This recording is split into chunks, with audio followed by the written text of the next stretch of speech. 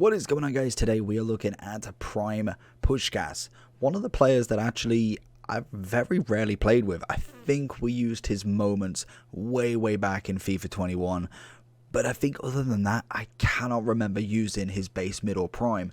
If I did, they're completely gone out of my memory, but he's coming in at about 3.6 on the Xbox, 3.85 on the PlayStation, and 3.8 on the PC, so a pretty healthy sort of amount. He is a 4-star, 3-star, unfortunately. We would have loved a 4-4 on him if possible. He is left-footed, high medium, 5'8". Again, it seems that every top striker back then was 5'8".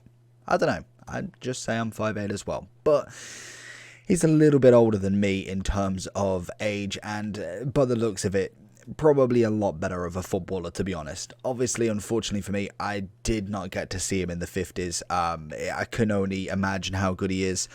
In terms of what we've got, though, we've got power, free kick, flair, outside of the foot, looking pretty tasty. Finishing wise, again, you just can't argue with that. 97 finishing on the base, 96 shot power, 98 attacking positioning, literally with no chem styles added. That is incredible. Obviously, in terms of chemistry styles, people are looking at that engine just to boost up the agility, the pace, and the passing, because let's face it, shooting is irrelevant in this one. He does not need any more. I guarantee you a +2 on the finishing, or a +1 or a +3 is really going to make very little difference. So with adding the engine, you turn him into a 93 rated striker, 97 cam or 96 centre forward with 96 pace, 96 passing, and 97 dribbling. I would be over the moon with this card. I don't care about a 4-star, 3-star. He feels like he's going to play really well. Just the stats alone, like, you can list them off. And this is why we kind of don't really kind of dive deep into these cards, because all of their stats are incredible. They're bound to be. They're millions upon millions of cards. They're not necessarily a 1 mil card, a 500k. They are literally 4 mil. And personally, I've not actually had 4 mil liquid on this game. I've probably had 4 mil in the club, kind of invested maybe to some extent, probably more 3.5 I would say. But now with SBCs and icon SBCs and all of that good stuff, we definitely don't have that. So in terms of this card, he looks incredible. Let's jump into him and get some bangers with him. Gas, going for it. Gonna go for that big ball over the top. I feel like Del P was offside. Solid ball to start with, to be fair. It does reach him, which is always nice. Honestly, I don't get how people go for this pitch, to be fair to them. It's really far out. Can barely see anything on it, and I think that is obviously the point. Puskas gonna just dip it right, go left, go for the finesse. You never know. There's just no way. Like, that is incredible. Obviously, you're not going to score that every single time, but that is beautiful. I'd love to see the replay of that. I can imagine with this celebration, we're not going to. Solid, absolutely brilliant finesse on his left. To Puskas again. Again, like I say, in terms of dribbling, you can really feel the money from him. Can we get the ball into him? No, Vidic is going to clean that up nice and easy. But yeah, you can definitely feel the dribbling. Again, it's the Eusebio R9 effect. Once you've kind of got that in your head that he is one of the top strikers in the game, you kind of expect it from him, and suddenly some players bottle under that pressure. But I feel like these sorts of icons literally have no concept of bottling it, really. Gonna find it through here, gonna ping it back across. We want it a little bit further. Gonna try that finesse again, and to be honest, really doesn't miss this. He's nearly getting it again. Deep for this one this time. And I feel like in terms of just defense, he's gonna be able to just run past them anyway. So I feel like wherever he gets the ball is all... Oh, that is poor from Hullet. But wherever he gets the ball is always going to be a dangerous position, just purely for the fact that his dribbling and everything is so goddamn quick.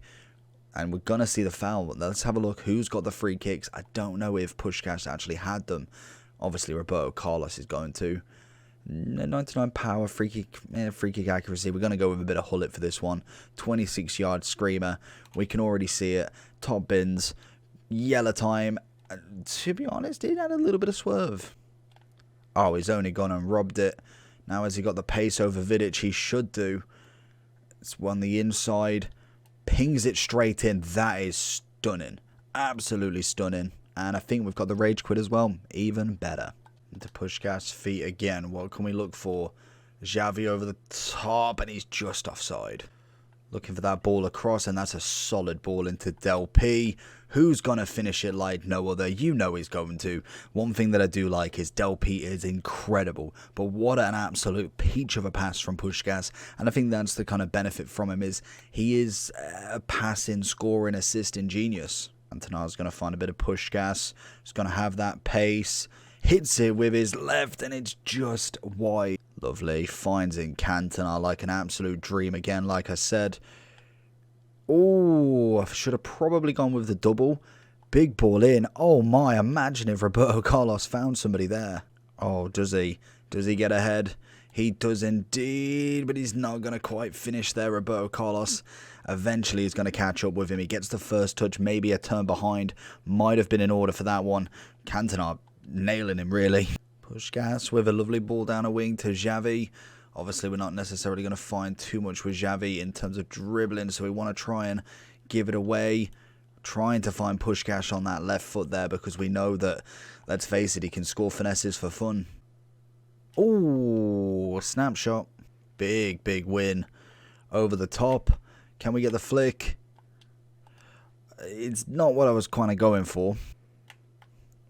Oh my, just enough. I don't know how that's not a red card, but he does wonderful to get that little first kind of little touch onto it before actually getting fouled there. Looking for that sweet left foot, and Van der Sar with a quality save. I probably should have let it go out for a corner though. Puskas looking for that ball over the top. He finds it very nicely. Gonna ping it across, and it's a good block. Puskas through. Can we get a little bit of a right? Yeah, it's a hit and hope at best. Little dink. Oh, and Neymar can't finish. So going into the Puskas overall review, what a player. Like, genuinely, the first goal was just sensational.